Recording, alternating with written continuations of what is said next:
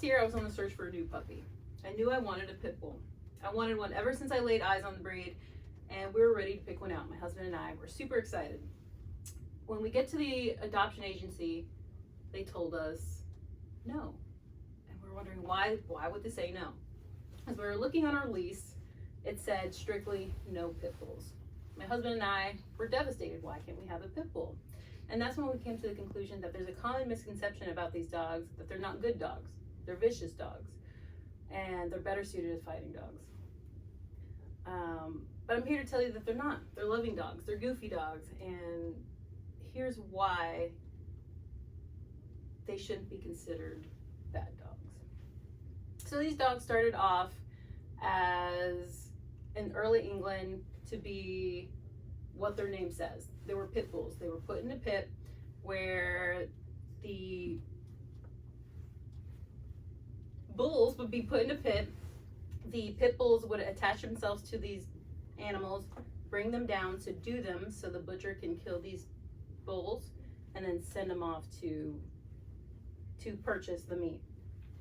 Eventually this transformed into a sport called bull baiting, in which these dogs were put in a pit, which agitated the bull, and then the spectators would place bets on these dogs and see which dog would take down the bull the fastest, and thus that would turn into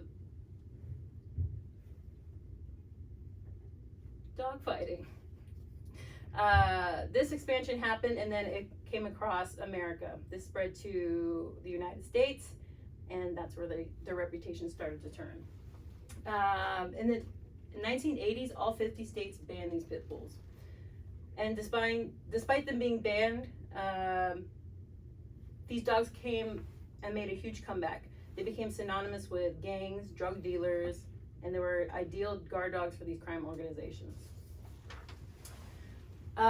With that being said, they became overbred dogs. They were trained by reputation, spread as cheap and deadly effective guard dogs, mostly in urban areas. A study done in 2000 by the AVMA, American Veterinary Association, wrote that pit bulls are responsible for about half of all fatal dog bite attacks in America. This thus ensued the anti-pit bull dog hysteria. Many of these stories in the news became about pit bulls, and only about pit bulls. And according to the ASPCA, 1.2 dogs in America are euthanized a year, and about 800,000 of those dogs are pit bull breeds. At this point, it was almost too late for pit bulls. These pit bulls were formerly known as to be large, aggressive, vicious dogs, killer dogs. But as America's most feared dogs, they're also very misunderstood.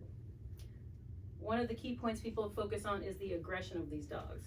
They don't, in fact, according to vetted.com, American Vets, they don't even make the top 10 list of most aggressive dogs in America. Great Danes, Mastiff, Malamutes are far more likely to be a dangerous breed. And while these dogs are strong, they're and bred to be strong, as before seen with taking down bulls as their primary job in the past, they are not the most powerful dogs. Again, Malamutes and breeds of the sort are way stronger. There's also a myth saying that pit bulls have like a locking mechanism in their jaws, and that's untrue. They don't have any other attributes that any other dog doesn't have.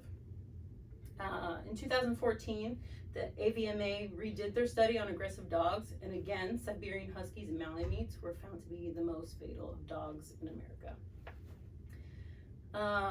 In an effort to counter these beliefs about pit bulls, the San Francisco Society for Prevention and Cruelty of Animals started to rename these dogs. They called them the St. Francis Terriers in efforts to start adoption processes over.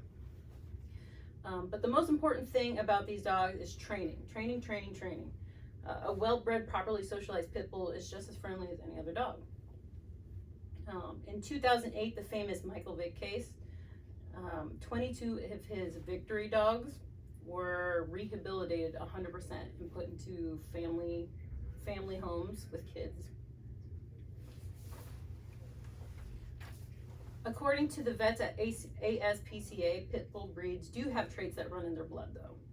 They're the most lovable breed. They crave human attention probably more than any other dog.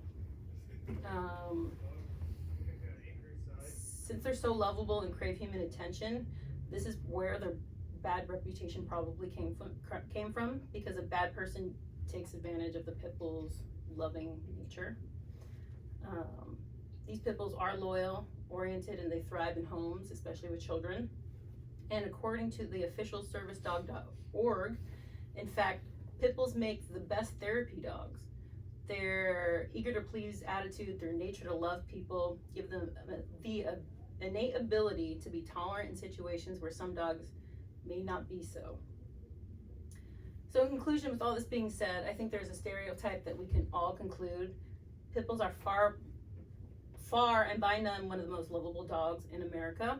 And it doesn't take a bad owner or a good owner. It just takes an owner who cares and puts effort through the training, because they're nothing more or nothing less than dogs. Thank you. Good job. I think that was a short one.